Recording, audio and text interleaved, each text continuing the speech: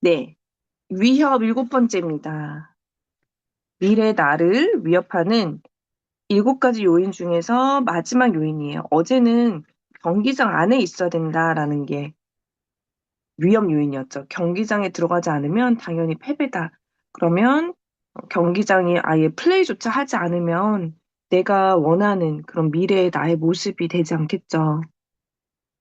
일곱 번째는 성공이 실패의 기폭제가 될 때가 있다예요. 성공이 실패의 기폭제가 될 때가 있다. 미국에서 두 번째 부자인 워렌 버핏은 자신의 최대 도전 중 하나가 세계 최고 부자들이 성공에 계속 관심을 두도록 돕는 일이라고 말했다. 그들이 가난했던 시절에는 열정에 불타 무엇이든 시작했지만 더는 그런 열정이 없다. 버핏은 그런 부자들이 아침에 이불을 박차고 일어나 열정적으로 일하게 하는 건 매우 어렵다고 말한다. 성공병에 걸리면 더 높은 차원의 노력을 하지 않는다. 성공의 부자가 된 사람은 관심을 다른 데로 옮긴다. 더는 훈련을 하지 않고 가르치고 배우는 일을 하지 않으며 팀워크를 중요하게 생각하지 않고 문제를 자세하게 들여다보지 않는다. 그들에게 통달을 안겨줘 성공을 낳게 해준 행동들을 더는 하지 않는다. 결국 성공이 나를 파괴하고 말 때가 있다라는 거네요. 이거는 너무 좋다. 그쵸? 우리 계속 성공만 하는 사람들은 아니니까. 잘하고 있는 거네요. 비틀즈는 1963년에 Please Please Me로 등장해서 69년에 그들의 마지막 앨범 Let It Be 그리고 에비로드를 녹음하면서 비교적 짧은 기간의 음악 세계를 바꿔놨죠. 그리고 첫 앨범을 발표한 후 7년 만에 해체가 됐습니다. 그 이유는 뭘까요? 비틀즈는 경이로운 성공을 거두면서 세계적인 우상이 됐고 수백만 달러를 벌어들였는데요. 그 성공은 아주 복잡한 문제들을 수반한대요. 처음에는 그냥 작곡하고 연주하는 친구들이었어요. 그들은 한 가지에 초점을 맞추며 같은 목표를 추구했어요.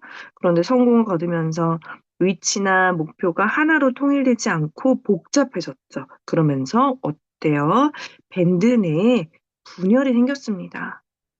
성공하면서 밴드의 외부 관계자들이 늘어나고 이런저런 요구를 하고 어, 누가 뭐래도 역대 최고의 밴드였지만 그들의 성공과 그로 인한 복잡한 문제들이 결국에는 비틀즈의 해체를 불러왔다.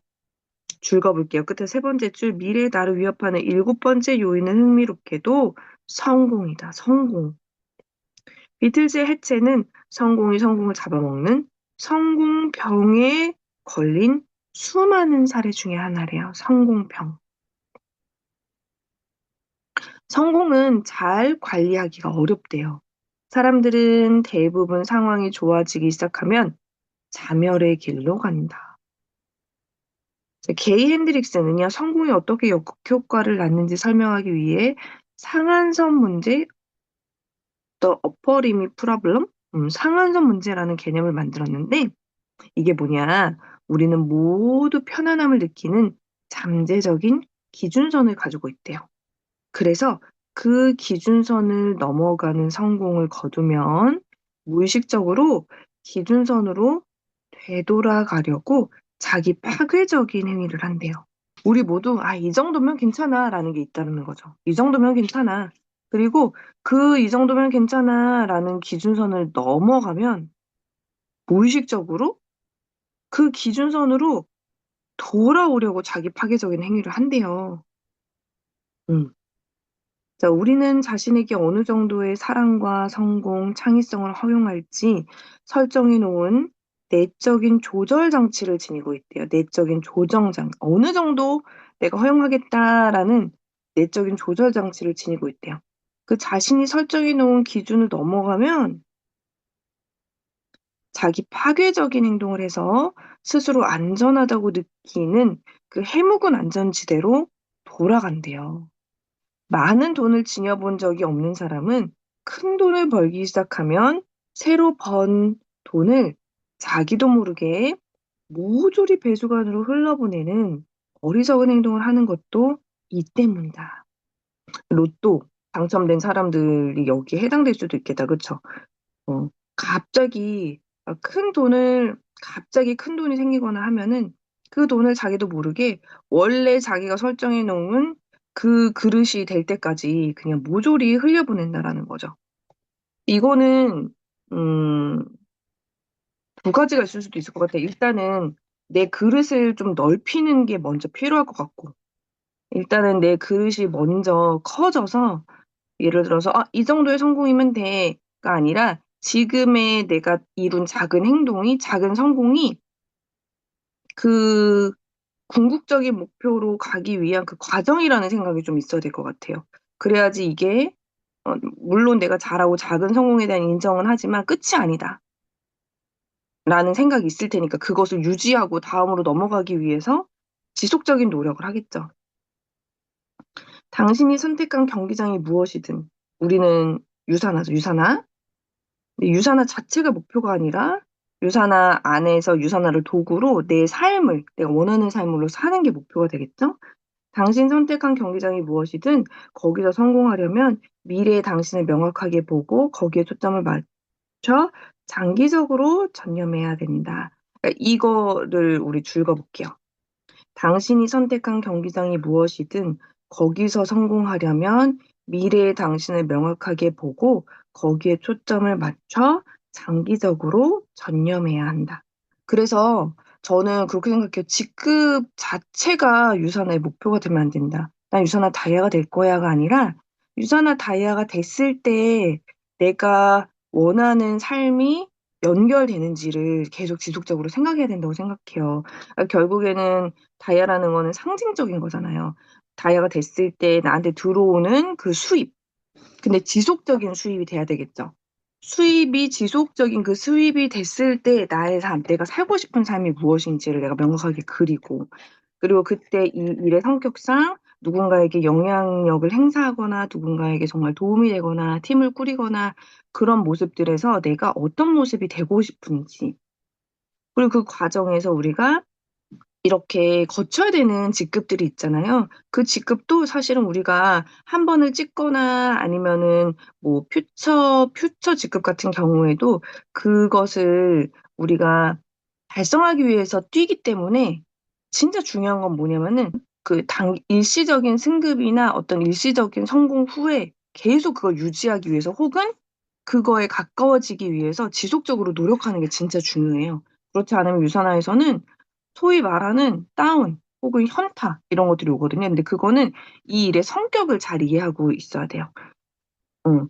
어떤 내가 승급을 간 후에는 100% 떨어져요. 100%. 이제는 뭔가 밀려서 내가 승급을 간다. 물론 어느 정도 내가 인프라를 만들어 놓은 만큼의 그만큼의 지속적인 수입은 벌 수 있지만 내가 의도적으로 원하는 수입이 될 때까지 지속적인 노력을 계속해야 되거든요. 언제까지냐면 내가 원하는 그 수입이 될 때까지.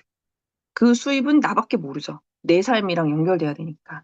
그래서 여기서도 나오죠. 미래의 나에게 계속적으로 투자하면서 의도적인 연습을 할 때 탁월한 성공을 거둔다. 그러려면 처음에 설정한 기준을 넘어서는 꿈을 꾸어야 된다. 그러니까 두 가지가 필요한 거예요. 나는 이 정도면 돼. 라는 그 꿈을 좀 더 크게 그 기준을 넘어서는 일단 꿈을 꾸어야 되고, 그리고 특히나 이렇게 도전하고 뭔가 막 이루는 사람들의 커뮤니티 안에 있으면은 내 꿈이 커지거든요.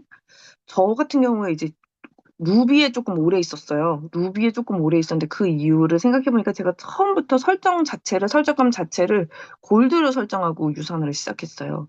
그리고 저는 인컴도 괜찮았단 말이에요.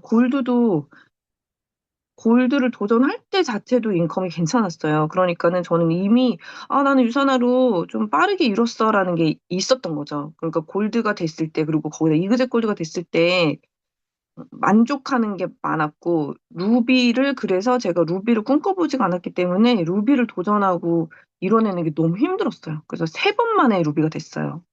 그러니까 제 생각에는 제 조건이 좋았음에도 불구하고 그거를 뚫고 나가는 그 힘 자체가 제가 모자랐던 것 같아요. 루비를 제가 꿈꿔보지가 않았기 때문에. 근데 이 안에서 제 그릇이 커진 거죠. 근데 제가 아예 애초에 처음부터 기본 값을 좀 크게 잡고 들어왔으면은 그 루비 자체도 그냥 스쳐가고 내가 내 삶을, 원하는 삶을 살아내기 위해서 그냥 거쳐가는 과정이라고 제 힘이 더 단단해졌을 것 같은데, 그랬던 거죠. 근데 이제 루비가 그래서 제가 꽤나 오래 있었죠. 제 3년 있었나? 그러고 나서 에메랄드 도전을 할 때는, 아, 다시 제 정체성을 재설정했을 때 에메랄드 도전이 가능했어요. 아, 내가 진짜 원하는 삶은 이러이러한 거구나를 좀 더 구체적으로 잡고, 다시, 그러니까 그래서 우리는 꿈과 목표 설정을 지속적으로 계속 수정 보완을 하는 작업이 필요한 것 같아요. 잘 몰라요, 나에 대해서. 그리고 나라는 사람이 계속 다이나믹하게 변화하기 때문에 지속적으로 내 꿈을 다시 한번 점검하고 다시 목표를 설정하는 작업을 지속적으로 해야 됩니다. 그래서 저도 아, 내가 원하는 삶이 이거보다 더 크구나. 그리고 내가 이거보다 더 큰 사람이 될 수 있구나. 정체성을 다시 제가 설정을 했을 때 그때 에메랄드가 꿈이 아니라 그냥 아, 에메랄드는 내가 궁극적으로 되고 싶은 내 모습이 되기 위해 그냥 거쳐가는 과정이구나가 딱 설정이 되면서 나한테 도움이 되는 사람들을 만나기 시작했고, 도전하기에 나한테 유리한 그런 상황들이 막 생기기 시작하더라고요. 그래서, 처음에 설정한 기준을 넘어서는 꿈을 꾸어야 된다. 이거 우리 좀 같이 명심해 봅시다. 하지만 성공을 거두면서 복잡성도 증가한다. 처음에는 열정을 키우고 기술을 발전시키는 데 전념했다면 성공을 거둔 후에는 상황이 달라진다. 그때부터는 과거의 삶에서는 경험하지 못한 수많은 문제가 생긴다. 돈이나 시간 관리, 인간관계가 중요한 문제로 불거진다.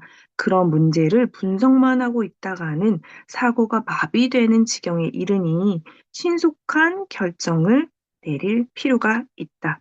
단기적 성공을 추구하다 보면 장기적 목표를 뒤로 미루게 되고 초점을 잃을 수 있다. 그러면 처음 목표가 무엇이었는지 헷갈리고 혼란스러워진다.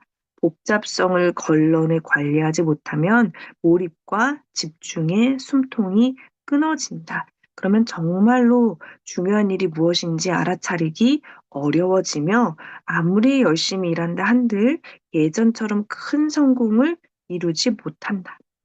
시간과 주의가 분산되면서 명확성과 초점을 잃게 되어 필연적으로 몰락의 길을 가고 만다. 그래서 우리 유산화에서 중요한 거는 이제 좀 명확한 것 같아요. 일단은 내가 원하는 삶. 내가 원하는 삶을 지속적으로 여러분들이, 이건 사실 개인적인 영역이잖아요. 개인적인 영역이라서 서로 존중을 하죠. 존중을 하지만 정말로 나의 삶에 대해서 우리 적어도 젤리에 있는 리더님들은 좀 고민을 해보고 내가 생각하는 나보다 조금 더 크게 나를 설정해보고 그런 노력들을 공동으로 조금 해주셨으면 좋겠어요. 그래서 그 장기적인 목표와 그런 나의 꿈 안에서 단기적인 성공을 이렇게 하나하나씩 이뤄가면서 그걸 지속하도록 노력하는 거죠. 지속시키도록. 그래서 유선아도 반드시 어떠한 한 번의 승급이나 아니면 퓨처로 도전하고 나면 수당이 떨어지거나 그만큼의 에너지가 나오지 않는다라는 걸 값으로 생각하고 의도적으로 어, 쭉 노력할 수 있는 그런 노력을 해주셔야 돼요. 근데 유산화가 제가 항상 말씀드리지만 365일 단거리 달리기를 하는 그런 일이 아니에요. 직급 도전할 때 단거리 그런 선수처럼 정말 전념을 다해서 뛰고 그 다음에는 계속 선수들이 루틴 가지고 경기 끝나고도 똑같이 훈련하잖아요. 그렇게 똑같이 나를 훈련하는 거예요. 탱커를 가지고 그리고 성공의 8단계를 가지고 그러면은 선수들이 그 다음에 또 뛸 때를 대비해서 내 실력을 차곡차곡 쌓아가잖아요. 우리는 그런 노력들을 계속 해야 돼요. 만약에 내가 퓨처 어치버를 갔다 그러면은 퓨처 빌더의 그 수당을 받기 위해서 계속 노력하는 거예요. 그럼 어느 순간 진짜 그 수당이 좀 탄탄해지는 시기가 생겨요. 그러니까 똑같이 다시 처음에 시작할 때처럼 다시 돌아가서 똑같은 걸 하면 돼요. 근데 나는 왜 퓨처 어찌버 했고, 나 골드 했고, 뭐 했는데 왜 이만큼의 수당이 되지 않지? 이거는 우리 좀 반복해서 이야기를 했기 때문에 우리 젤리 리더님들은 잘 아실 거라고 생각해요. 성공한 사람이나 조직이 그 이후에 큰 성공을 다시 거두지 못하는 이유는 무엇일까? 한 가지 중요한 요인은 명확성의 역설이라는 현상 때문이다. 이 현상은 예측 가능한 네 가지 단계로 설명할 수 있다. 자, 1단계는요, 명확한 목적이 분명하게 있을 때 성공에 이뤄요. 2단계는 성공을 거두면 더 많은 선택지와 기회가 생겨요. 3단계는 선택지와 기회가 늘어날 때 노력이 분산이 되는 거예요. 4단계, 이제 노력이 분산되면 처음에 성공을 이끌었던 명확성이 줄어들어요. 이게 명확성의 역설, 파라독스라고 이야기를 하네요. 그래서 정말로 내가 어떤 성공을 거뒀을 때, 그러니까 뭐 예를 들어서 그런 거예요. 유산화에서 이제 승급을 하게 되면은 또 내가 어느 정도의 성공을 거두게 되면은 그때 뭔가 그 강의의 기회가 많이 오기도 하고 뭔가 나의 성공을 축하해주는 여러 가지 주변에 다른 요인들이 막 생겨요. 그러면은 나의 집중이 이렇게 분산되는 순간이 있거든요. 그럼 그때 정말로 이게 내가 정말 원하는 삶을 위한 스쳐가는 과정이라는 걸 빠르게 판단하고 볼 수가 있어야 돼요. 그래서 지금 내가 정말 집중하는 게 뭘지 다시 리마인드하고 다시 명확성을 내가 가져가는 거. 지금은 좀 와닿지 않으시는 분들도 있으실 수 있지만 분명히 이 시기가 옵니다. 좀 과장해서 표현하자면 성공은 실패의 기폭제다. 그래서 아마 나중에 리더님들이 좀 이럴 수도 있어. 나 지금 뭔가 승급하고 성공한 느낌인데 왜 스폰서들이 이거를 막 진짜 막, 좀 더 오랫동안 뭔가 나를 축하해주거나 뭐 이렇게 인정해주지 않지? 왜, 약간 우리는 승급하고 나면 바로, 자, 이제 뭐 하셔야 되죠? 약간 그렇게, 그런 걸 느끼실 수가 있어. 근데 그게 다 이것 때문에 그래요. 어, 자, 이제 시작인 거 아시죠? 지금 뭐 해야 되시는지 아시죠? 그럼, 나 지금 조금, 나 성공한 거 조금 자축도 하고, 좀 쉬고 싶고 한데, 쉴 틈이 없네. 막 이렇게 생각하실 수도 있어요. 우리 조미경 골드님, 너무 공감되시죠? 근데 이게, 우리의 갈 길은 그 지금의 잠깐의 그 만족이 아니라는 거죠.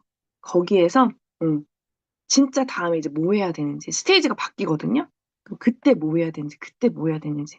그렇게 2년 정도만, 2년, 3년 정도만 그냥 조금 이렇게 집중해서 한번 해보는 거예요. 그러면은 자동으로 이제 뭐 해야 되지? 뭐 해야 되지? 그러니까 젤리는 그게 이제 좀 자동화가 됐어요. 뭔가 우리가 이뤄낸 것 같고 뭔가 인정을 받는 그 시기에 우리는 거기에 멈추지 않고 자, 이제 다음 뭐 해야 되지? 여기서 우리가 놓치고 있는 게 뭐지? 응. 그거를 항상 생각하려고 해요. 유란 스폰서님, 그게 정말 단련이 돼 있고, 그거를 서포트 해주고, 네, 맞습니다. 그럼 준비합시다. 그럼 그거 프로세스 만듭시다 하는 리더스들이 있으니까 리더님들 믿고 따라와 주시면 됩니다.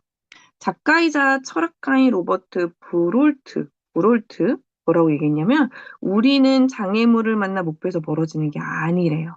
눈앞에 보이는 덜 중요한 목표를 추구하다가 진정한 목표에서 멀어진다. 성공을 거둘수록 덜 중요한 목표들이 모습을 드러낸다. 기회가 많아지고 작은 성공들을 손쉽게 이루는가? 그렇다면 지속적으로 목표를 더 크게 세워야 된다. 이게 중요한 것 같아. 지속적으로 목표를 더 크게 세워야 한다. 그렇게 해서 에너지와 집중력을 해치는 쓸데없는 일 99%를 걸러내게 된다. 근데 이게 계속 다음 승급을 하라는 건 아니에요. 아시죠? 내가 무언가를 해냈으면 그것을 채우기 위한 노력을 계속 해야 돼요. 그것을 채우기 위한 계속적인 노력. 성공하는 것보다 그 성공을 유지하고 확장하는 게 더 어렵다. 그래서 중요한 건 뭐냐? 그래서 정상에 머무는데 필요한 집중적인 노력과 의도적인 연습, 이게 필요하다는 거야. 스포츠 선수들이 이제 어떤 성공을 거두면 이거를 해내기가 어렵다 이런 이야기가 나와요. 아, 여기 어떤 소설에 대한 이야기가 나오는데요. 고난은 강한 사람을 만든다. 강한 사람은 좋은 시절을 만든다. 좋은 시절은 약한 사람을 만든다. 그리고 약한 사람은 고난을 만든다. 그러니까 이게 약간 아까 나왔던 명확성의 역설과 조금 비슷한 거네요. 그렇죠? 그러니까 결국에 여기서 이야기하는 것은 좋은 시절에는 집중력과 집념이 약해지고 자신이 추구하는 미래의 나를 더 원대한 모습으로 꿈꾸기를 멈추고 잠깐의 도파민을 얻는 쾌락을 추구하는 일에 빠진다. 그러면 결국에는 그런 행동과 생활 태도는 피할 수도 있는, 생활 태도는 피할 수도 있는 고난의 시기를 초래한다. 우리는 뿌린 대로 거둔다. 세계의 역사를 봐도 한때 거대한 국가 의 원대한 제국은 결국은 몰락했다는 거죠. 성공이 실패를 낳는다. 저명한 역사가 윌 듀런트와 그의 아내 아리엘 듀런트 이런 이야기를 했대요. 국가의 흥망성쇠를 정리를 해줬대요. 그들이 쓴 책에서. 그러면서 뭐 사냥, 농업, 산업 이 이야기들은 리더님들이 좀 한번 읽어보시면 될 것 같아요. 우리는 여기에서 얻어야 되는 메시지에 집중을 하면 되겠죠. 자, 그러면서 뭐 미국의 이야기도 쭉 나오는데요. 넘어갈게요. 이거는 리더님들이 한번 읽어보시고 112페이지로 한번 갈게요. 112페이지. 개인과 팀, 개인과 팀, 조직 국가는 성공을 잘 관리하지 못한다. 자, 중요한 건 이건 것 같아요. 성공하는 것과 그 성공을 확장하는 것은 완전히 다른 차원의 문제다. 일이 잘 되기 시작하면 해이해질 수도 있다. 이 문제를 왜 중요하게 생각해야 할까? 여기서부터 줄 읽어볼게요. 미래의 나를 명확하게 보고 그 모습을 이루기 위해 구체적으로 계획해 투자한다면 분명히 놀라운 성공을 거둘 것이다. 그리고 지식과 기술, 돈, 인간관계가 쌓이고 쌓여서 엄청난 힘을 발휘하는 것을 보게 될 것이다. 하지만 성공을 하면서 예상치 못한 복잡성에 직면한다. 한 번의 성공만 맛보고 주저앉는 것을 피하려면 별표 성공할 때마다 미래의 나를 명확하게 그려야 한다. 성공할 때마다 미래의 나를 명확하게 그려야 한다. 이게 정말 중요한 것 같아요. 자, 또 둘째 줄 내려가면 정말로 중요한 것을 명확하게 보지 못하고 정신이 나뉘게 될 수도 있다. 너무 내가 성공에만 안주하고 있으면. 성경에도 이러한 이야기가 나온대요. 두 마음을 품은 자는 자기의 모든 길에서 안정이 없느니라. 성공은 미래의 나를 위협하는 심각한 요인이다. 물론 우리가 하는 일은 지금의 일은 여기서 이야기하는 내가 정말 진정한 성공을 해서 뭔가 여유를 누리고 뭐 그런 것도 해당이 되겠지만 우리가 중간중간에 하는 저는 승급들에 대한 이야기를 말씀드리고 싶어요. 그거를 어떤 성공이라는 이름으로 붙일 수도 있지만 이름 붙일 수도 있지만 뭔가를 내가 해내고 나서 그 다음에 뭔가 다운이 오는 시기가 반드시 있거든요.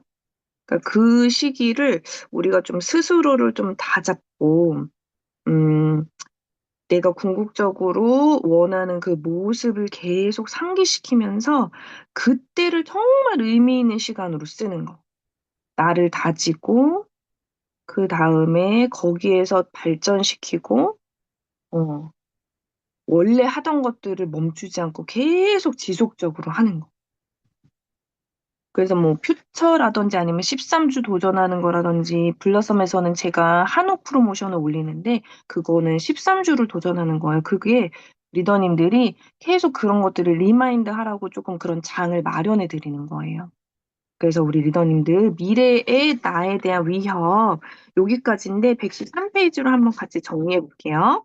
자, 미래의 나는 고정불변의 모습이 아니다. 이거 너무 중요한 이야기인 것 같아. 미래의 나는 고정불변의 모습이 아니다. 뭐, 이게 여러 가지로 표현이 되죠. 우리는 믿는 대로 될 수 있다라든지, 또 이게 뭐 어떤 과학 쪽에서는 뭐 다중우주 같은 거, 다중우주. 그러니까 우주가 딱 정해져 있지 않다라는 거죠. 내가 상상하고 여러 가지 트랙이 있는데 그중에서 내가 뭐를 선택할 것이냐. 삶이 나아갈 방향은 무궁무진하다. 무궁무진하다. 나는 어떤 나라는 사람이 될 수 있는 가능성의 스펙트럼에서 저 0점에 있을 수도 있고 저 100점에 있을 수도 있다라는 거죠.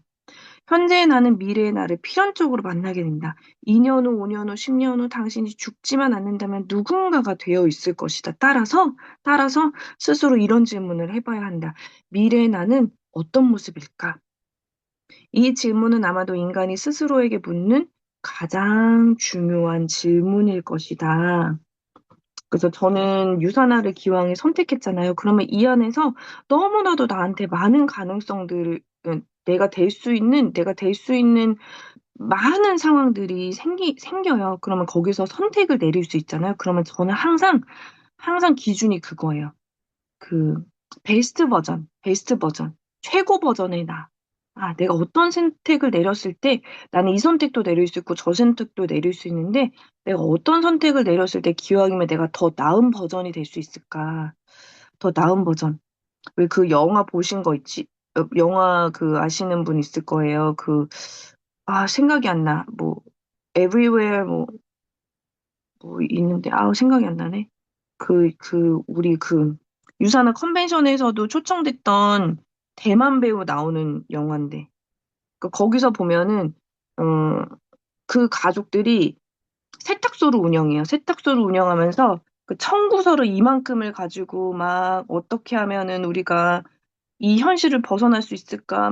우리 그 빌지 못 내가지고 막 그런 현실이 나와요. 근데 또 다른, 또 다른 이제 차원에서 존재하는 내가 있는 거예요. 또 다른 차원의 내가 존재하는데 그 차원에서 나는 완전 상위 버전이야. 그래가지고 모든 무술을 연마하고 있고, 진짜 막 엄청난 능력자인 거예요. 그런 생각을 하는 거. 진짜로 나라는 사람이 이 현실을 살 수도 있고, 내가 어떤 선택을 내려서 나를, 음, 노력을 시키고 트레이닝 시키냐에 따라서 완전히 또 다른 버전의 내가 될 수도 있잖아요. 그래서 저는 유산화 안에서 그 생각을, 내가 유산화 안에서, 어, 평소에 내리지 않았을 좀 용기를 내면서 어떤 선택을 하고, 나를 연마하고 이러는 것들이 내가, 정말 되고 싶은 나. 어렸을 때 좀 되고 싶었던 나. 좀 멋진 어른. 그런 궁극적으로 내 안에 존재하는 나보다 좀 더 지혜로운 내가 되고 싶은 내가 되는 과정이구나 이런 생각 되게 많이 하거든요. 우리 리더님들도 좀 그렇게 생각했으면 좋겠어. 내가 이런 선택을 내릴 수 있고 이런 나도 될 수 있지만 내가 또 더 용기 있는 선택을 해서 내 안에 존재하는 그 지성이 더 행복해하는 또 존재가 될 수 있다. 파트 1에서 미래의 나를 위협하는 핵심 요인 7가지 살펴봤죠. 자, 그 요인들, 이 7가지 요인들 점검하지 않는다면 미래의 나는 잠재력을 온전히 펼치지 못할 것이다. 좀 더 나은 버전의 나. 정말 내 안에 존재하는 그 지성이 더 행복해하는 내가 되지 못할 것이다. 7가지의 위험 요인 리스트를 활용해서 현재 어떤 요인이 나에게 가장 위협적인지 검토 한번 해봅시다. 제가 PDF 올려드렸어요. 그거로 한번 점검해보고 이제는 드디어 파트 2 내일부터는 미래의 나에 대한 진실 7가지를 탐구할 거예요. 이것을 온전히 이해하면 미래 내가 어떤 모습이 될지 잘 계획할 수 있대요. 너무너무 재밌겠죠. 그리고 현재 상상하는 것 이상의 삶을 창조할 힘을 얻는다. 그래서 오늘은 리더님들 다이어리에 미래 나를 위협하는 이 7가지를 하나하나씩 적어 보시면서 그때그때마다 한번 점검하는 그런 페이지를 만드셨으면 좋겠습니다.